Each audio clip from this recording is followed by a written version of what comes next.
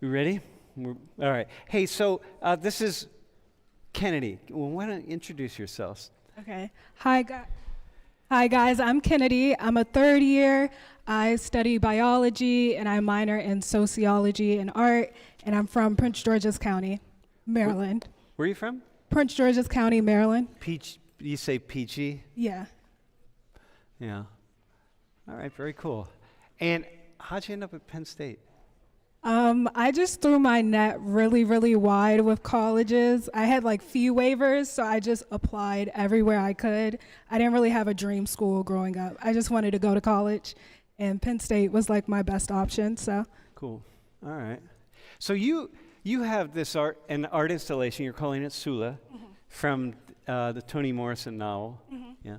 And what you wrote as part of the kind of introduction note, I think that's it's kind of really, I pulled that out, presents a transformative and immersive celebration of black girlhood and community through the medium of portraiture and a coming of age journey.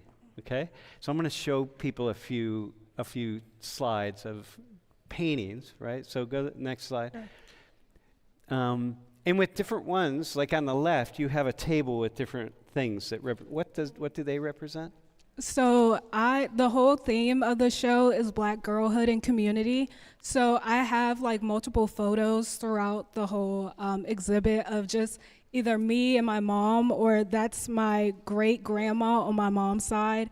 And I also brought like some hair products and like books that really reminded me of the theme. So that's your great grandma on the left? Yeah. Oh, that's a cool painting. Was that from a photo that you painted that? Well, the painting is that's a self-portrait that I did, I think, sometime in high school. Yeah. And then the small photograph is my great-grandma. Uh-huh. Yeah. In the right, the painting on the right? That's my friend from college. So I painted a lot of, like, my friends and, like, my God family and my close family. Because it's about girlhood and coming of age as a young black woman. Mm-hmm.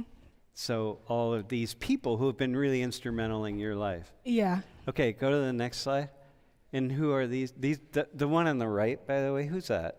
That's my friend Chris. He's my college friend. Oh, man. He's an undergrad? Yeah. He looks like a really cool guy. Yeah. Or you painted him as a cool guy. Thanks. Yeah. But that's my friend Sophia. A lot of my friends that I've made in college were like a part of my scholarship program. Mm-hmm. So I met them over orientation, and they're like my roommates now, or just people that I stayed close with. Mm-hmm. Yeah. All right, next slide. And this one? This one's another self-portrait. I did it last summer. I got a chance to study at the New York Academy of Art for a few weeks, so I got to do that painting. And then I have like this childhood book that I happened to find in my garage, and like books that I've just been collecting over the time. Okay, so I'm going to just leave this one up here as we have our conversation, right? So the title of today's class, Shaped by the Past.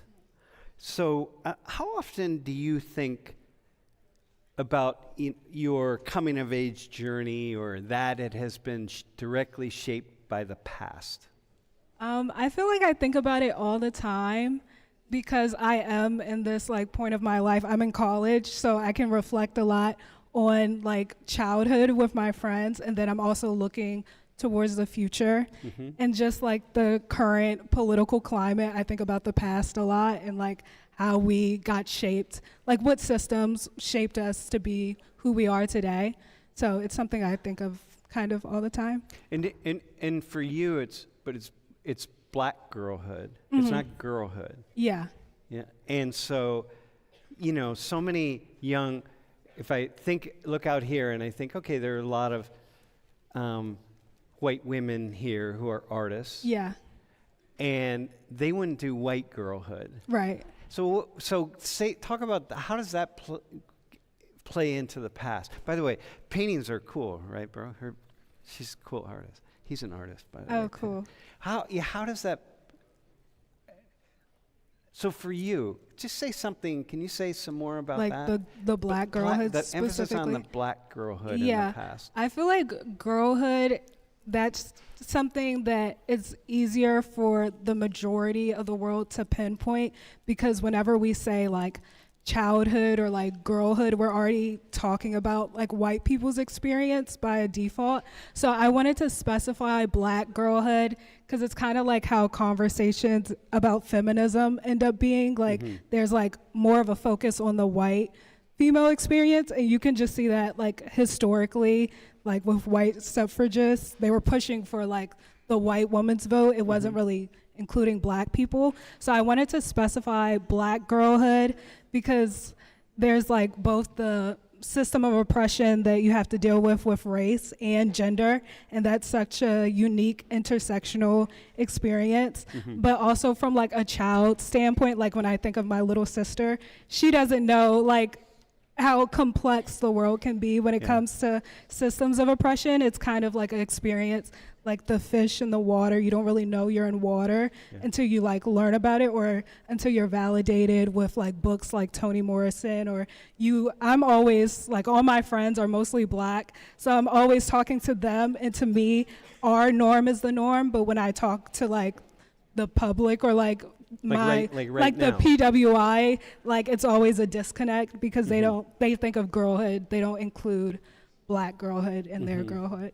Yeah, which is really one of an important reason, or why I wanted to have this conversation with you, because it's cool, right? I mean, it's just like this class is about highlighting all the ways in which we're the same and all the ways in which we're different.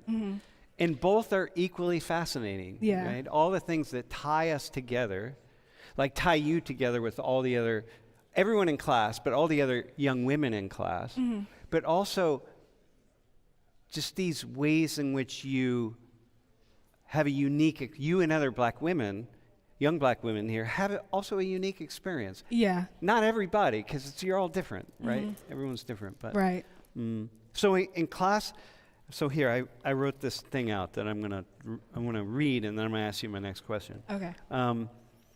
So in the last class, we discussed the different ways in which families and cultures have the power to define who we are.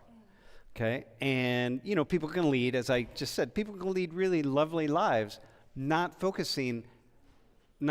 reaching back into their families or their cultures. Just like, hey, I'm just an American, or I'm just a person. I don't think about that, and it doesn't matter, and that's fine.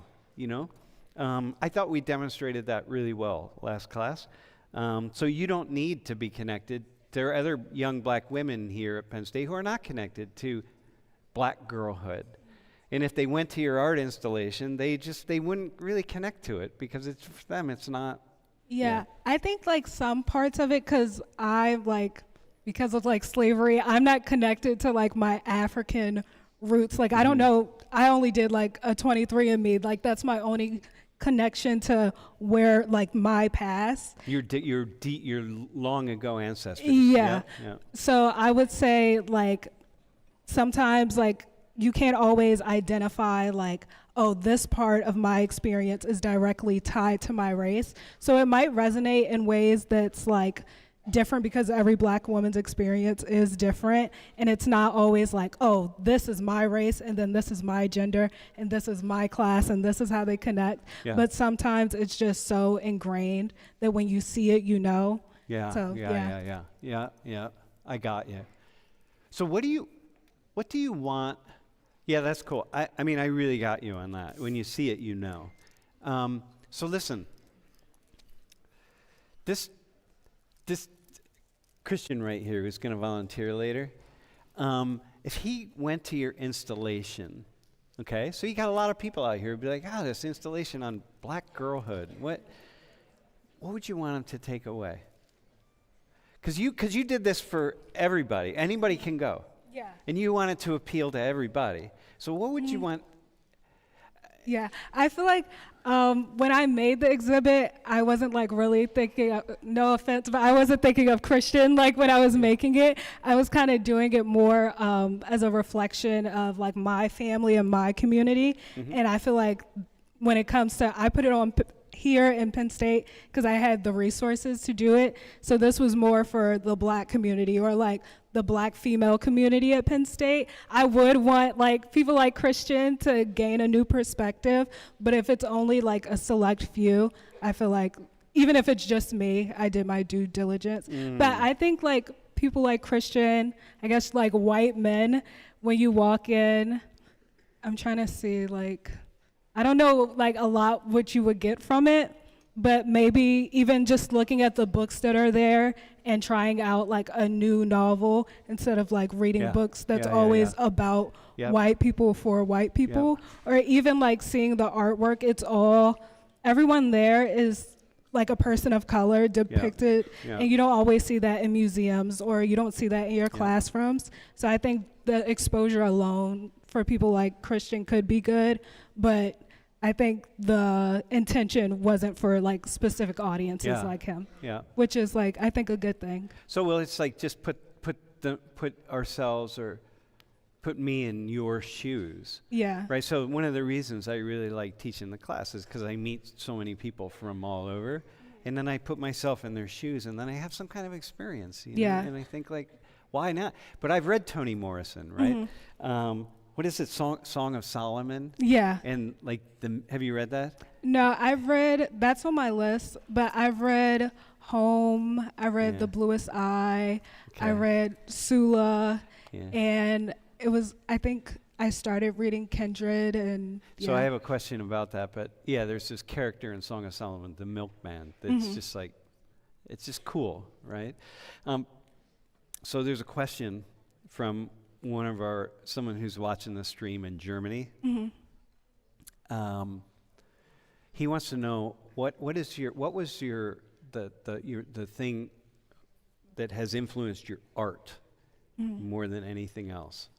What has influenced your art more than anything else? I think it's my lived-in experiences. I used to do a lot of self-portraits like all the time, but since last summer I kind of shifted to like family and friends.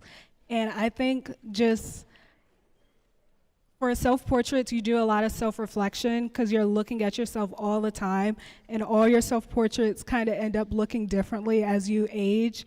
So I think right now my community is what's like shaping my art the most, and also the institutions that I just find myself in all the time. It's usually PWIs, but even like when I made this piece, I was studying at the New York Academy of Art, and I had it was my first time being around art students because I'm a STEM major, so I'm not really used to that.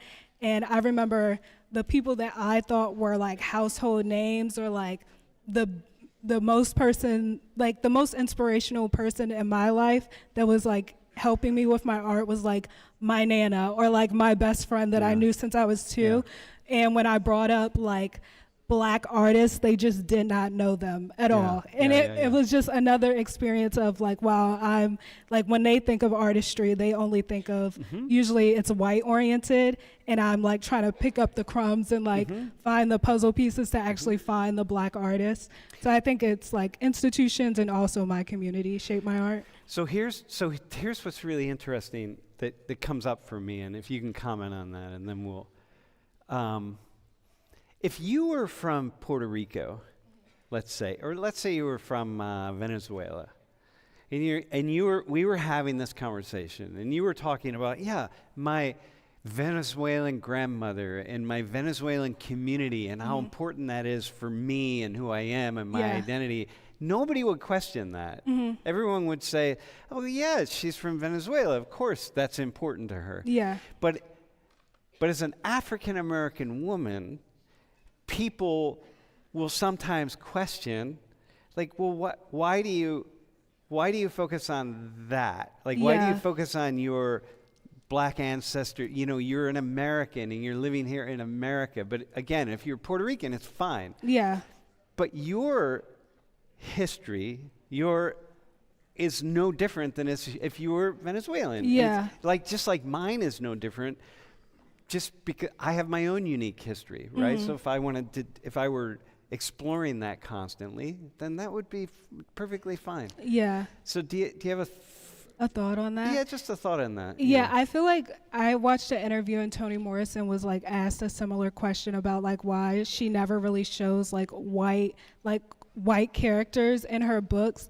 And I just feel like, to me, when I think of, it's like the whole having the context of systems of oppression. When I think of how many other stories had white characters, or even with my art, how many other white artists have the platform to only show white people, or even like in most of my art history classes, I have to actively seek black artists. It's just like, you get a sprinkle of it in the Harlem Renaissance, but that's it. And it makes it seem like, oh, black, like, or even African art with Picasso, it's like, oh, only black people are there to inspire white people, and that's usually the curriculum we learn, or like what's in our museums and stuff like that.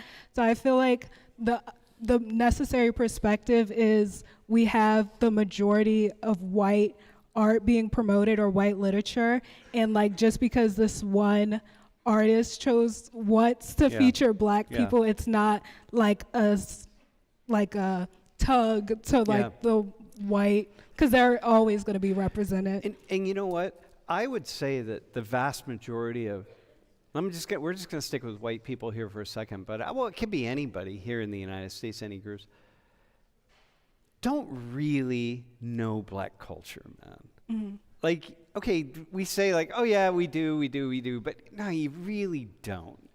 And so kind of doing what you're doing offers an opportunity for people to have a window into something that they really, generally speaking, don't have a window into. Yeah. So. I feel like it's also not actively like sought after, because even now I'm still learning bits of black history, even though I actively seek it, because obviously I have a personal connection to. I find out things about like the past all the time. Like recently I learned that like college clubs, like before black people had entry to colleges, they would use like black children as like mascots for like college clubs, and like there's hundreds of pictures of like black children in front of like all these white college students. So even like things like that, like we think that we're so like detached from like the past, when really it's like right behind us. Oh man. So Okay, I'm going to cut right there, because that leads us to our next segment, this case study we're going to do, which is really going to be, that's a perfect segue. Hey, Kennedy, by the way, it's in the Patterson building, right? Yeah. Second floor? First floor? It's as soon as you walk in, you'll see it. Yeah, so check it out. It's there for another week? Cool. Dude, thanks, man. Yeah. Okay, we're going to put some chairs, he's going to put some chairs up. All right, y'all. Our next volunteers, you're going to stay up here. Okay, so I want to say something about this. You probably, for right now, you're going to want to look at this screen here. You all can come up. Colin, you're going to be here, and the two of you can be over here. Why don't you? Have a seat. We'll introduce yourself. Why don't we start with you? Introduce yourself. Who are you, man? My name is Colin Jennings. I'm from New Rochelle, New York. From New Rochelle, New York. Third year, nursing major. I'm trying to minor in kinesiology. And yeah. Nursing major. Dude, good. Hey everyone, my name is Christian. I'm a second year studying accounting. Hey, I'm Hazen. I'm from Doylestown, PA, which is like Bucks County, and I'm an ad PR major. Hazen. Yeah, Hazen. Where's that? Where's your name from? So it's got to be a story there. There actually is a story. My mom went here and she was in a sorority, and her first name is Chris and her maiden name is Hazen. And there were too many Chris's in her sorority, so everybody called her Hazen. And she really liked the name, and she wanted to give it to her daughter one day. Oh, man, that's cool. That's a cool name. I like it. Yeah, that's cool. And Christian, you're a perfect volunteer for today, because you can trace your family roots back really far in the United States. Am I right? Not ungodly far, but a mildly. Little bit. Okay, all right. Okay, so here's what's up. You ready? So we're going to do this Can you go to the next slide? Oh, wait. I'll do this. So we have I'm going to do a presentation, and you all watch that screen, and you all can watch this screen. And here's what's going to happen. You got to follow me on this because it's going to get confusing. So you really want to follow. And I'm going to talk really fast. And then we're going to have a conversation. I'm going to tell black history as though it happened to white people.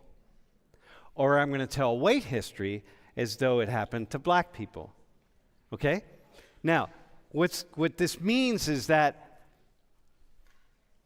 black people had the idea to go to Europe and enslave white people and take those white people over to the Americas. And then what happened in the Americas was the same sequence of events leading us up to today, except that these two lovely beings are in the oppressor group, so to speak. Okay? They're the group on top. It's their ancestors who went to Europe and started a system of slavery to enslave their ancestors. So these two people here, your white classmates, what you're going to see as we go through these slides is they're on the bottom, okay? They're the minorities, okay? They're the minorities. They're the majorities. These are the people with power, okay? So keep this in mind. These are the people with power. So you're going to play the role, right? So you got to be in that role. You're taking the role. Like you are the power force. And you are the subordinate group of people. You're part of the class of people, the group of people who are subordinate here in the United States. And you have the history of subordination. You have the history of oppression, the history of discrimination, stereotyping, racism by these people against your people and your ancestors. And your ancestors started a racist institution, okay? Now, so what you're going to do, the two of you, is you're going to feel all the things that you're going to feel as I walk you through these slides. And remember, I'm going to talk about your history, and I'm going to talk about your history. So you need to feel the things that, like what it feels like to be on top, what it feels like to be the conqueror, what it feels like to be the oppressor, okay? And you're to feel what it feels like to be oppressed. So I'm going to go quickly.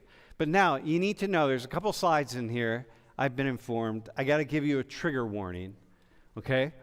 I'm giving you a trigger warning, but there are a couple slides, because you're going to wonder, where did I get all these slides? Like, how did I do this?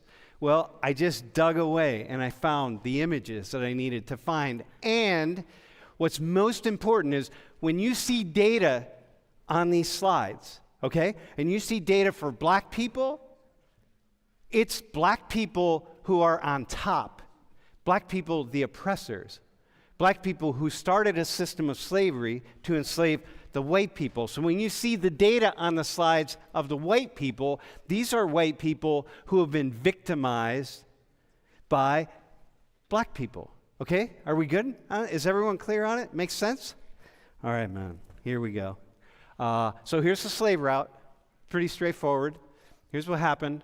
And white people then became the enslaved peoples in the Americas. So here's white slaves picking cotton in 1853.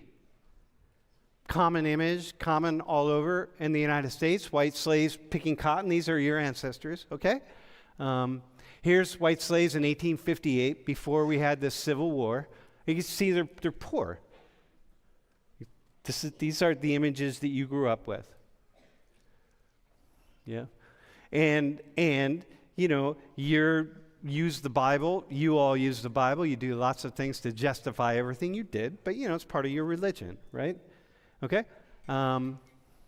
Here's wealthy black businessmen in New York City, 1859. This is a common sight. You know, you your ancestors were running the country. So these kinds of photos were all over. Look at this guy. Look at the guy right there. The guy in that guy. These are the power brokers.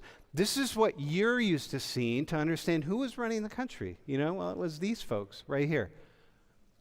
National Negro Business League Executive Committee. So here's a middle-class black family, like doing quite well. These are this part of the this community, right? And wait, hang on. And then we have the Civil War. And we have the Civil War because people started saying, hey, we can't enslave these white people anymore. Like, we can't do that. But their ancestors said, oh, yeah, we can, and we're going to do it. And so they put soldiers together and armed themselves, and they fought to continue to keep your ancestors in slavery. Okay? Y'all did that. That's your legacy, man. Your people did that. Protecting your heritage. And so they lost the war. So somehow, you got some kind of freedom, right? And then you have this reconstruction, because we got to now reconstruct the world. We got to reconstruct the South. But this is what it looked like for you all. And we had these Jim Crow laws. They started in about 1877 to segregate, because they were still in power. You weren't in power. You didn't get much of anything. But they were still in power. And they decided, hey, we got the power. We're going to rewrite the laws, and we're going to ensure that you don't gain a sense of equality with us. So we're going to separate everything. We're going to just keep it so that we continue to have the power. Okay? So the war ends. The war ended, but you all made sure that it didn't really end. Wait, can you? Okay, so here's Reconstruction again. Poor white families, very common. Ku Klux Klan. You couldn't just leave well enough alone. So what you had to do was you had to go send these militias out, because they had to make sure that they just held you in place. Even though slavery was over, they needed to re-enslave you in a way. So they put these militias together to ensure that you all would be afraid to stand up, to make demands, to make anything happen that would benefit your lives. And they just held it down. And so those are all black people under those hoods. Okay, here's a trigger warning. And when things really got crazy, that they would come and they would take you away and they would kill you, because they could. And they ruled everything, and there was not a damn thing that you could do about it, because they ran everything. So so those are your white ancestors. And then we look at this. This is great. On the left, those are white people, poor, because these are the images we're used to seeing. And look on the right, the happy black family. Yeah, got their house, got their little numbers. Maybe they have your white picket fence. You got it all. And look what you have, right? This is, you're living in probably sharecroppers, poverty, who knows what you're. And there you go, man. Y'all are really good at this. Anyone can be successful. The U.S. is the land of freedom. Y'all want to be successful? Just work hard. So here's all the young, these successful black women doing their thing. You can get there. Yeah, you can get there. So 1964, the beginning of the Civil Rights Movement. So because you all just refused to do the right thing, you refused again and again and again, finally, enough people in power say, you know what? Nah, we can't do this anymore. The separation, that's Jim Crow, the whole 9 yards. These people have been oppressed long enough, and we're going to start passing some laws. And at this time in 1964, 47% of white families live below the poverty line. So you're following this, right? Everyone's following this? Because in reality, I want to be really clear here. In reality, so we're now stepping outside of this role play. In reality, 40% of black families lived below the poverty line, okay, in 1964. But that's not where we're at, because we're in a role play. So in the role play, it's 47% of white families live below the poverty line. So you are living, that's what you come to understand. This is poverty. Of course, you all don't see that, because A, you're busy living your good life, so you don't see it. And look at that, man. Look at, you know what, the insulation on the wall. Can the two of you, can you see the newspaper on the wall? That's their insulation. Of course, you don't live like that, but you know. Oh, can you do it again?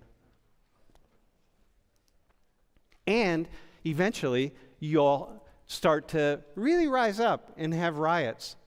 And when you have riots, all those soldiers, those are black soldiers, and they came to put you down and kill some of you. And kill some of you. Right? And here. And then what happens is you decide, hey, they start demanding their rights, and what you do is you riot. Your people riot. And why do your people riot? Because you don't want to give them anything at all. You don't want to give them anything. And so you're rioting. Why are they rioting? Because the government said that they had to allow you, your people, your ancestors, to go to school with their children. And they're like, oh, no, we're not doing that. And so they're rioting. It's like, damn, y'all, like, that's just cold. But we're all equal now, because we all have equal chances to succeed. Do we not? That's it, right? That's what it is. We're all equal now. We got equal chances to succeed. Got that? You remember that, because that's important that you remember that. You're all equal. You got equal chances. So let's look at this. So here, once again, these are these images we see all the time. White homelessness, white poverty, white people really just trying to just get by. We see these images. We talk about our cities and all the white people in cities, and you get tired of seeing all the white people in cities, and you're talking about it all the time, and you're like, wow, what the hell? What are we going to do with all these white people? But look at you. That's it. You see all the black people living the good life. Now, there are white people living the good life, too. And there are black people who are poor and living on the streets as well. That's not the case. But the images we see just again and again and again are these images. Kind of wild. Look at that happy family right there. Look at that house behind them, man. Damn. Okay, let's look at median family wealth. We get up 2022. Look at y'all. Damn, look at that. Median family wealth. You're killing it. Oh, look at white wealth. These are real data, by the way. You got this? I flipped them. Okay?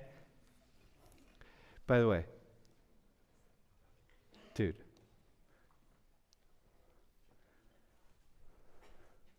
These are real data. I flipped them. Look at you. Look at where you're at. Here. Past change in average household wealth. So let me explain this to you. So in the blue is 1983. I didn't update these numbers because I just didn't have time to do it. Blue is 1983. Red is 2013. So look what happens. In 1983, this is the average household wealth for black families. Y'all are doing quite well on the left right here. And white people, this is where you were in 1983. Okay? In 2013, y'all made some progress. But look at the progress that black people made. Here, let me show you. Let me show you where it's going to go in the future. You ready? Are you feeling this, by the way, you two? Are you starting to feel some kind of way about this? As they sit over there, look at. First off, this is all news to them because they don't study any of this. So they have no idea about your history and where you're at. They don't know. Like maybe they've heard about it. You read about it in, what do you spend, a couple days? Junior year of high school, you read about white history? Like electives. Yeah, it's an elective kind of thing. Okay, so they don't really know anything about it. Here, let me show you this one. This is the future. This is 2013, okay? So here. These are right here. The red and the red. So these numbers are going to change. These numbers are going to change on the left, okay? So what you're going to see next is this red line and this red line, but they're going to be much smaller, okay? Got it? You understand? Okay, so here. Look here. So the red line, now we're at 2014. So the red line becomes the blue line, okay? So I want to be really clear so you get this. The red line here, I should have flipped this around, but the red line becomes blue in the next slide. Okay, this is 2013. This is how much average household wealth black people have and average household wealth white people have. Okay, so watch this. Now, that number is right here, okay? And look at by 2043, if everything remained the same, here's where black people would be, right here. And look at where white people would be. Got it? But remember, what do they have to remember to do? Work hard? We're all equal. What's that? We're all equal. What is it? Wait. It's the equal opportunity. Yeah, dude, equal opportunity, man. Just get working. Work a little harder. Got it? Here, unemployment rates by race. Look at, is it surprising to you that the white unemployment rate is higher? Do you have any thoughts about why it's higher? You know, it's just how they act. You know, I don't really, it makes sense. Yeah. Huh. Yeah. There's just something about them, you know, they don't really have that work ethic that we have. Uh-huh. Would you agree with that? You got it?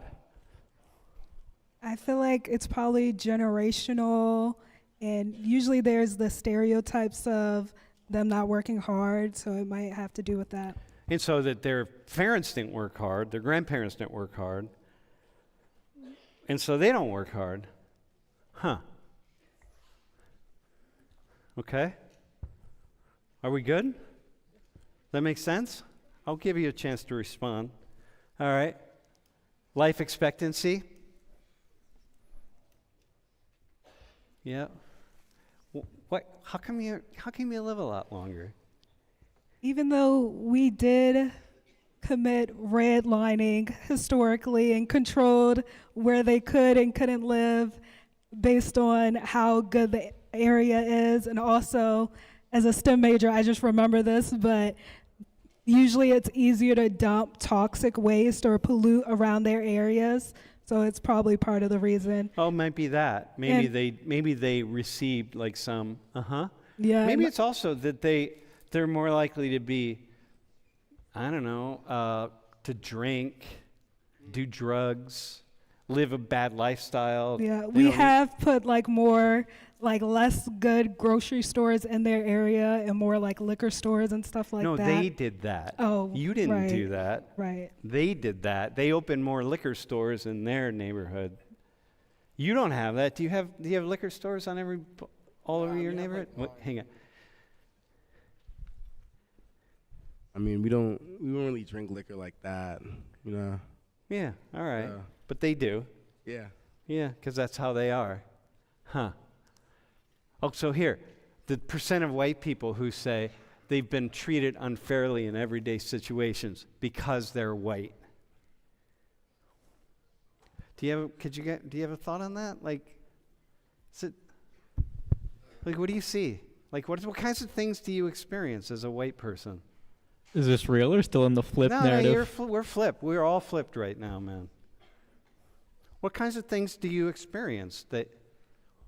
Modern white people, I don't know, but historically. No, dude. Here, you're in the role. Okay. Your family has gone through all of this. Okay. Yeah. Yep. And they're going through they don't pay attention to it at all. Mm-hmm. So they're like, okay. So what do you mean you're treated unfairly in these situations? Because they don't see that. They don't think you are. Like, can you give us an example? Like, what happens for you? Like, you go into a store, do you get harassed? Go ahead. Traveling to other countries and people stare at us. It's definitely unfair. What do you Or- think they think about you guys? I remember in another class it was like, oh, we've never seen that type of person before, Yeah, or so you they just don't- don't people don't see recognize. you. Yeah, or like taking pictures because it's Mm-hmm. new to you, Mm-hmm. or like being made fun of or called slurs. Mm-hmm. Oh, a lot of slurs against Yeah. you all. Uh-huh. Do you experience that? Did you experience that growing up? By black people, like calling you lots of slurs? Not too often.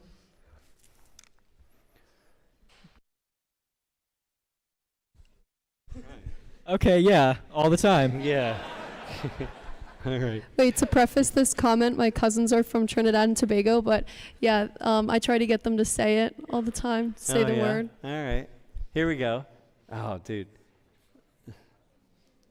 All right, here's one. These researchers they just sent out these resumes, and they're exact same resumes, and all they did was just change the name. And they changed the name to be names that would be more associated with black people. And just by doing that, they got more responses on their resumes. Nothing else, the exact same resume, right? The same thing. So like, man, look at that. Huh. And here, look at this. Male incarceration rates by race. Look at your incarceration rates compared to theirs. Huh. Look at that. There's a reason to explain that, though. Oh, there is? They do a lot of like gang banging and like those drugs and stuff. Yeah. You know, they do those music videos where they're just, targeting communities that I live in. I don't really feel safe anymore. Dude, why do you make those videos about violence and stuff? Like, why do you do that? Because you know that when you do that kind of stuff, they're just going to hold that against you. Like, why do you continue? Why do you do that? I think it's unfair to judge people based on the art that they create. I don't think it correlates with their lifestyle, maybe. But is it part of like what your history is? It's like this is your lived reality, and so you're only making music based on your reality. I think so few people are rapping about their reality. Like so many of my friends are like talking about doing drugs and like getting with a bunch of people, but none of the time it's true. It's just a trend. Dude, so she's saying that white people don't do that. That's just like you're pulling out exceptions. Based off, history, tends to repeat itself, and they do a lot of that. So they do a lot of it. Yeah. Okay, all right. Here, look at this. Here's another one. This guy, white people are 3.5 times more likely to be killed by the police. Mostly black police, by the way. So that's you all. Do you feel some kind of way about that? I mean, it's definitely unfair. Yeah, that's a picture of a guy that got beat up by the police. He didn't do anything, by the way. Yeah. So when you see that photo, what do you think? It's definitely profiling. I mean, they looked at me, wanted to find me, and went for it. Do you want to say anything to them about that? Because you guys don't. I don't see it as that because, it's Blue Lives Matter to the day I die. So if he got beat up like that, I think he deserved it. He probably did something. He must have done something. Yeah, I think even though statistically you guys are more likely to be pulled over and like killed and you have to code switch all the time when talking to the police, I think like you said, like Blue Lives Matter. And my dad's like a cop and like my family has a long history of being cops. So like I just know they wouldn't do anything bad. Yeah, even they don't though do that like stuff. the statistics and like the pictures and all the cases and the kids. Yeah. So they must be causing it, right? I mean, if you're doing that, like this guy did something. Do you have a thought on that? I think go ahead. Yeah. knowing that the law enforcement system is targeting you because of your skin color It's targeting they're you, supposed to white be people. protecting us, but we're getting arrested for smaller crimes or being punished more harshly. We've seen it all over the news and social media. So, is this like a racism thing that you Oh, guys yeah. talk about a lot in Yeah. your white communities? Yeah, there was fully a movement in 2020 for it. Oh, yeah? Okay. Trying to call out the unequal treatment of white people. Yeah. Uh-huh. And really, were you part of that movement? Because, you want fairness, right? You guys went out and... Yeah, I feel like we like tap into the movement like every now and then. Post a square on Instagram. Yeah, just a square, nothing too much. Yeah, huh, interesting. Here, let me show you a couple more things. Oh, here, let me show you this. And here's another thing that you all do that's really interesting. Remember the Civil War that we talk about? These guys, what they do, the Civil War, to keep you enslaved, okay? They'll do this thing where they do reenacting of the Civil War.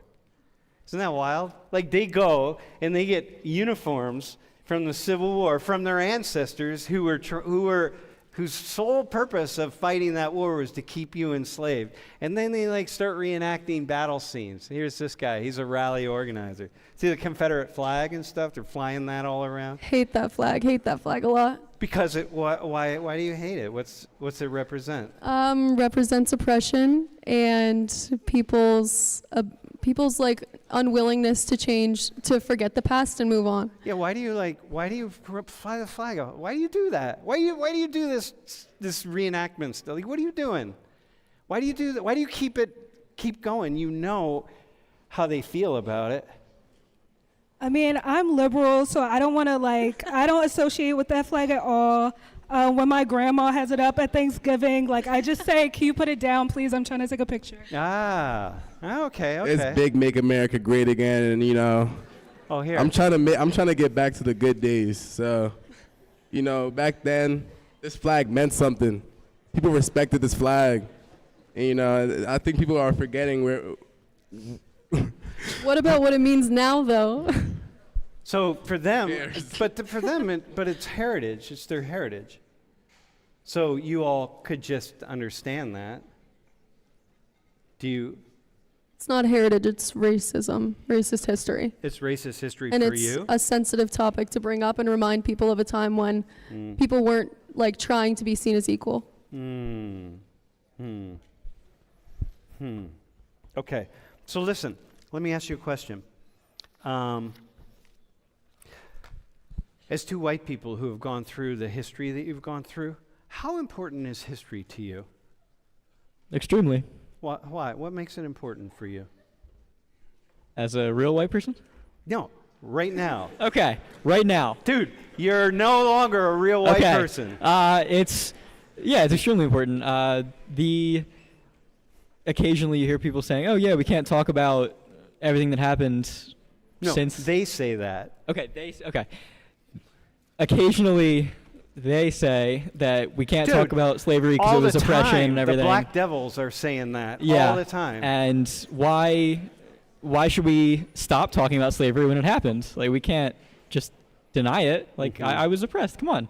It's an injustice to me to forget that it happened. Yeah, why aren't you willing to have that conversation? What is it? Well, hang on a second. How about you? How often are you thinking about white history in light of what their people did to you? When things happen in our community that are detrimental to white people based on preconceived notions about us, then it's talked about and we try to fight back and fight the oppression, especially in my family. We talk about it a lot, about we are taught how to act a certain way to not upset people, to not be too aggressive. To not accept them. To not upset them. Yeah, to not upset, the black people. Yep. Yeah, I got you. What kinds of things are you taught in your family? I know as a woman, sorry, this feels so weird. We're taught. No. It doesn't feel weird. Go for it. It's uncomfortable to talk like this. That's all. No, you're good. You Sorry. gotta, dude. Okay. You gotta go for it. I got it. You gotta go all in, my friend. As a woman, we're taught that if we act out in any certain way, we're going to be seen as crazy. At a young age, we're taught to be super, extremely kind to police officers. What about not as a woman? What about as a white person? How early in your life as a white person did you start getting taught to watch out for black people?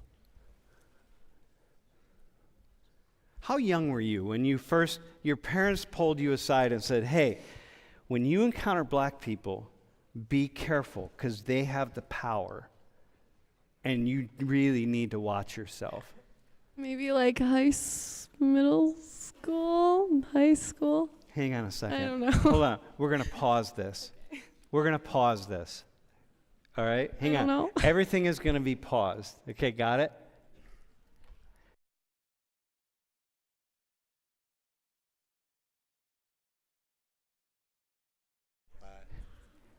Huh?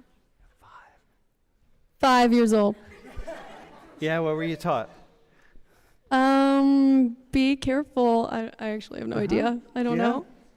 Huh. Be careful what you say, because then people can make up rumors about you that aren't true based on the color of your skin or the food that you eat or the country that your family is from. So let me ask you this question.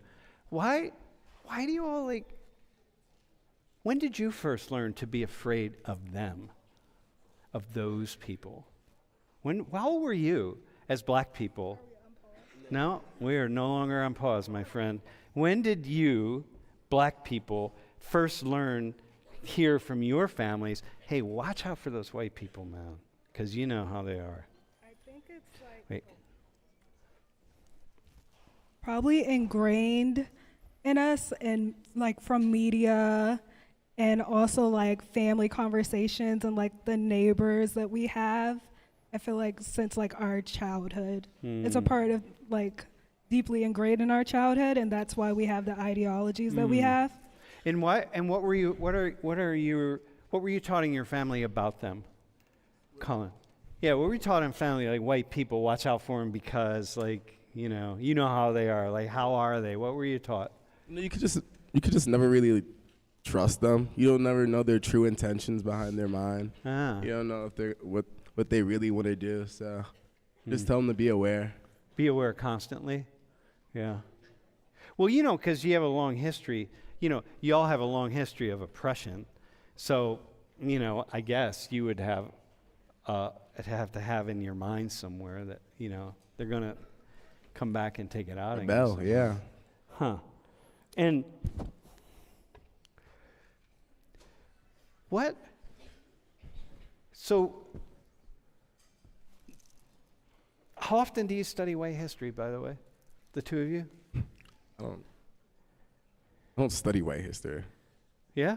You're not, are you interested though? Aren't you interested in like what happened to them? Like in high school, I had to do that, but I wasn't paying attention in class, so it doesn't really matter to me. But didn't someone come along and say, yeah, but dude, look at.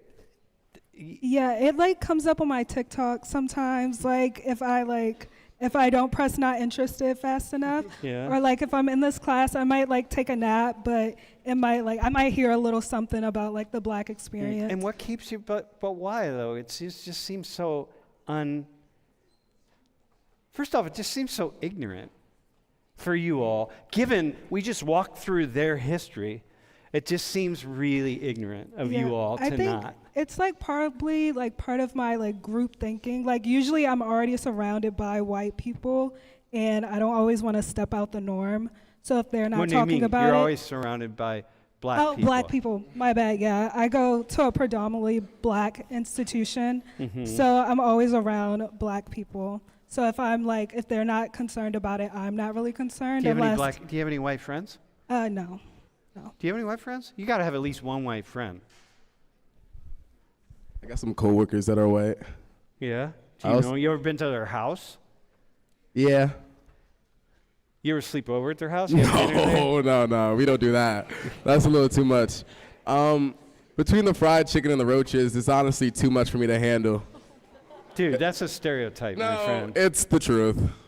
I've seen it. Dude, how many houses? You've seen it. Like, how many houses? All right. I've only been to 3, but they're 3 for 3. So I don't know what to You say. just wish you were invited to the cookout. Sorry. Yeah. Wait, 3 for 3. So he's only been to 3. So wait, do you have anything you want to say to them though? They don't even know your people. They don't know your history. Like, what do you want to say? If they grew up without it, what does it matter to them if they're not exposed to it too much? Well, it matters to you though, because you still don't have a fair shot. because they've created a system to ensure that they get ahead and their children get ahead, and you don't get an equal shot.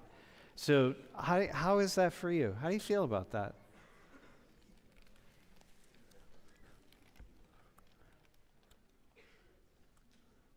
Things need to change, and education has to move so more white kids are more black kids are experienced to the white history instead of just the slavery that we learned about in 7th grade. Yeah. Okay. Hey. All right. Okay. That's good. Hey, I want to say something here.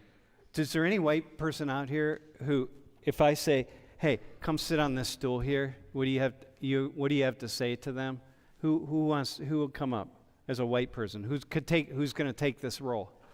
Who's saying to themselves, "Oh yeah, no, I want to do that. I have some things I want to say." Anybody?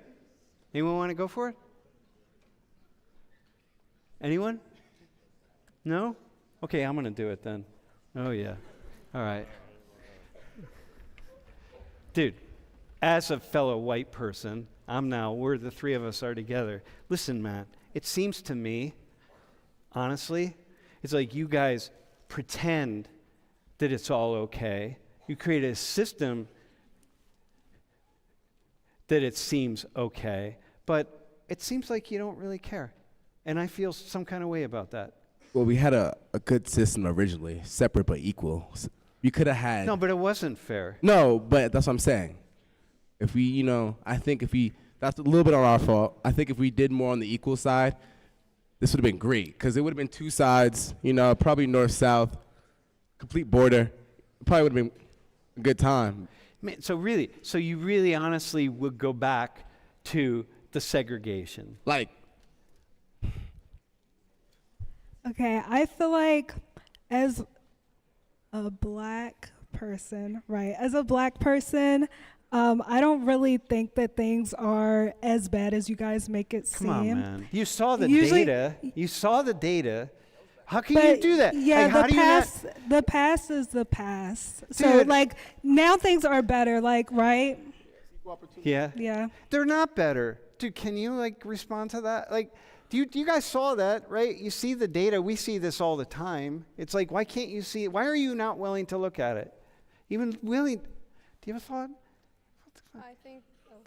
Does it piss you off as much as it make you angry as much as it makes me angry, by the way?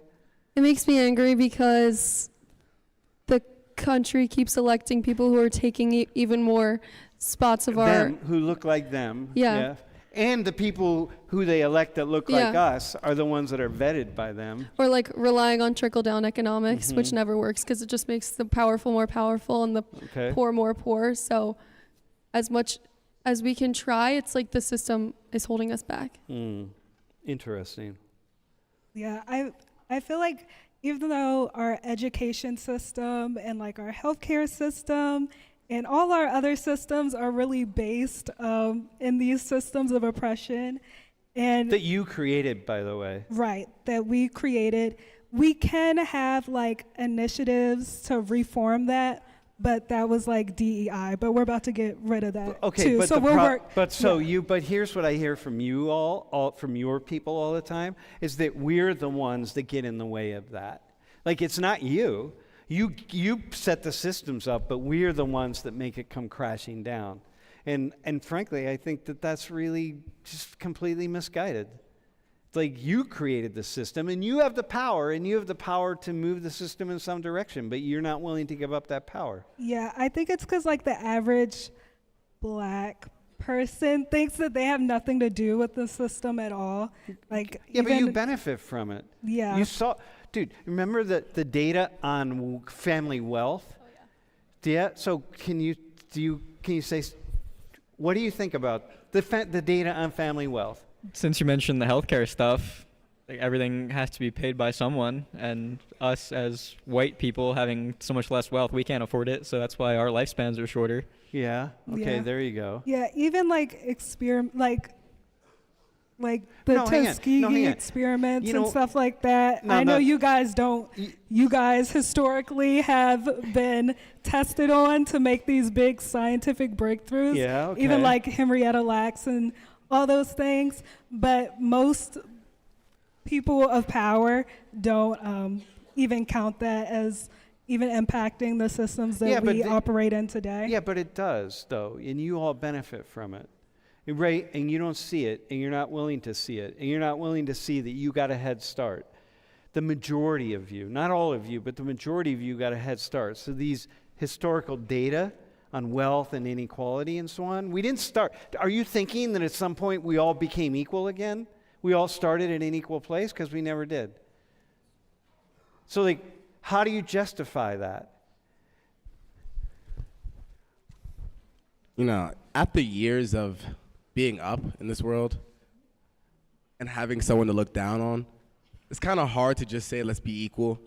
Because then what do you want me to do? Do you want me to, like, sell my stuff to you so we can be equal in equity? Like, I don't know how this is going to work. No, I think I want you. What do we want? Like, what would you want? What's your reparations? What do what you? we want is an equal opportunity. What we want is for you all to stop discriminating against us when we submit resumes. Start treating us equal to you. But from the data, it's pretty clear you're not doing that. And you're not willing to look at it, because that's the first time you ever saw those data, right? As black people, probably? Yeah? Dude, this is the shit. We see this all the time. And that's the first time they even bothered to look at it. That's why they don't have any reasonable answers for us. Yeah, I feel like someone has said this like before, but like usually black people don't think like, they're like, oh, my ancestors did that, it wasn't me. But usually we don't like acknowledge that we still benefit in a lot of ways from the privileges that these systems of oppression give us. So you guys are making a lot of great points. I definitely see your perspective. So the liberal, oh really? Yeah. Ah. It's he's like I not. relate. I don't know. It's something innate. Yeah, I relate to you. Okay, guys. it's because you come from a liberal family. You're more willing. You're more open. You're a more open-minded black person, Oh, I don't know about that, but maybe. dude. How is it really how tired do you get to have these Are you having these conversations all the time amongst ourselves?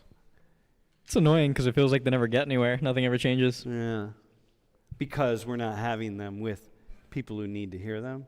And if we have them with black people, they don't see the same perspective. They don't have the experiences that we do, so they can't implement the change that we want to see. Yeah, they don't see it. Yeah, that's how I feel like that. Like they're not willing to go there. It sucks that it takes an army to remind people to treat another race as people, just that. But Well, it wouldn't seem like it would be that difficult. it shouldn't be that difficult in 2025. But Well, if you look at our history, you would think it would just be this kind of thing that people would be aware of. I mean, look at the number of people incarcerated, you know? Like that's us, man. Are you thinking that we commit that much more crime? That all of us deserve to be in prison and y'all have nothing to do with that? I think marijuana and speeding plays a big factor in those things. So. Yeah. Oh, but we don't smoke marijuana any more than you all do. A little bit more. Our marijuana usage or illicit drug usage is a little bit higher than yours. A little bit. But yet we're much I think we more likely. also, don't we put those drugs in their communities? Yeah, I think we do. But you became radical, not just Yeah. liberal. yeah. Yeah, well, no, this is what I was going to say, but you're all responsible for that. That's not my partner. I don't know who this is. Sorry. All right. You mentioned putting drugs and those kind of things in our neighborhoods, in our streets. Yeah, what about the disproportionately higher amount of Planned Parenthoods or gambling centers or other fast access to Yeah. money and booze that you guys put in our neighborhoods? Yeah, fast, like quick loan things. You all do all that too. You do it all. It's one thing after another. Yeah, because we want it. Why do we need it any more than you? Yeah. Because we're up. We're already up. We're trying to do you a favor. All right. We'll give you a loan. Go do something with your life and pay it off. Yeah. And you're Stop gonna complaining. That's what they say all the time. Stop complaining. It's always our problem. I don't know how it's always our fault. Huh. Yeah, interesting.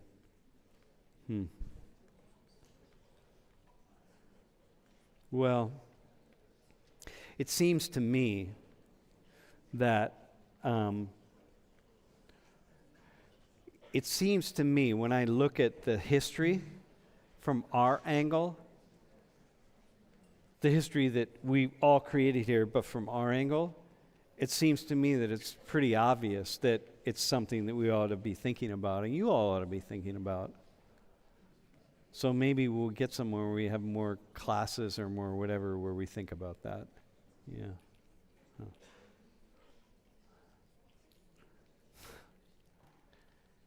Yeah. Hey, okay, we're not doing the role play right now, so we're out of it. You know, for me, it's really hard to be the two of you, by the way. It's almost impossible. I feel really bad. No, you don't have to feel bad.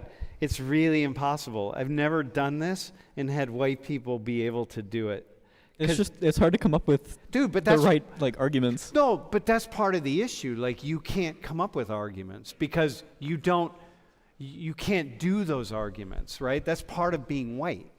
I think it shows that maybe we aren't as knowledgeable as we thought. Like, my cousins are black, but maybe I need to just like ask them more about what I can do to make them feel more comfortable, or I don't know. It sucks that it's like a known thing what we were saying, but haven't gone through. Do you know what I'm trying to say? It's a known thing, and everybody knows that black people go through it, but it's to differing degrees, yeah, right? Yeah. Because we've already talked about that. This is not extreme in two different directions, right? So I set this up as though it's kind of extreme, but it's to differing degrees. And I set it up so that we would see the history and just see it in a slightly different way. All right? Hey, can we have applause for... Nice job. All right. Yeah, it's really, really difficult. You can't do it. Yeah.